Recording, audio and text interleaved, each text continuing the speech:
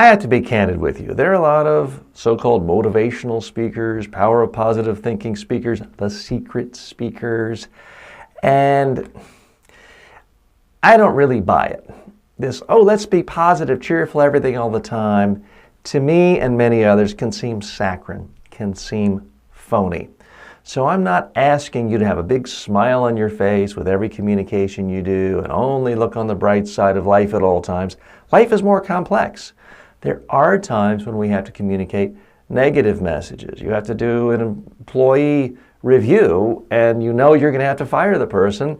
There's just no way around it. There's going to be some messages that have to be communicated. Having said all that, I do want to stress to you that anytime you have positive messages, start with that. It's just human nature to shut down when you hear something negative, and especially if it's negative about you. It's human nature to defend yourself. And one way of defending, shutting your ears. I don't want to listen to this person tell me what an idiot I am. Now, I'm assuming you don't have a lot of communication needs telling people they're idiots, but you get my point. There is a tremendous power of the positive. Human beings respond to it better. They're more likely to listen to you. They're more likely to think you're credible. Then when you do have negative information, it softens the blow. So for example, with all of my clients, when I'm working with them for live in-person media training and public speaking workshops all over the world, as I've done for many years, they send me a video of themselves speaking as part of their homework. I critique it. I tell them I'm going to critique it. They're expecting me to rip them apart. They always say the same thing. TJ, let me have it. Rip me apart. But what I do is I start by cataloging all the things they do well. Because most people do a lot of things well, or they're not making certain mistakes other people make. They may still have mistakes, but their speaking speed is okay, or their eye contact is okay, or they're not fidgeting with their fingers. So I note every single thing they do well.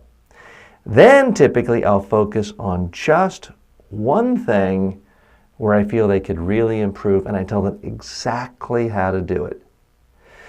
And it's very powerful because I've relaxed them, because I've told them all the things they're doing well. They perceive me as a very intelligent person because I've told them things they're doing well that no one else has told them. And then I focus on just one thing. So it's much easier intellectually and psychologically and emotionally to focus on just one flaw. And then I tell them exactly what to do to fix it. So I'm starting off with positives. I then focus on something negative. And then I focus on positives to fix it. Now, it's not generic, oh, Sally, you're a great, wonderful person. Everybody loves you. I have to fire you tomorrow. You're incompetent. But by the way, you have a nice smile and you're very popular. It's not that kind of fake, phony, donut type of thing you've heard about in other communications classes. It's highly tailored and specific to the issue at hand. So in my case, I'm cataloging their strengths as a speaker, as a communicator, pinpointing the area that needs to be improved, and then being highly specific on how to do it. And then they focus on that, and then they see improvement. So I've communicated with them because they understand what I'm saying, and they're able to take the actions I want and make improvement, and we keep on getting more and more improvement when we are together in the actual day of training. And that's actually the approach I use when we're together live as well. So I do want you to think about, how can you be as positive as possible? I don't want you to lie. I don't want you to come up to me and say, oh, TJ, you have the thickest, most beautiful head of curly black hair ever. That's not credible, and I wouldn't believe you.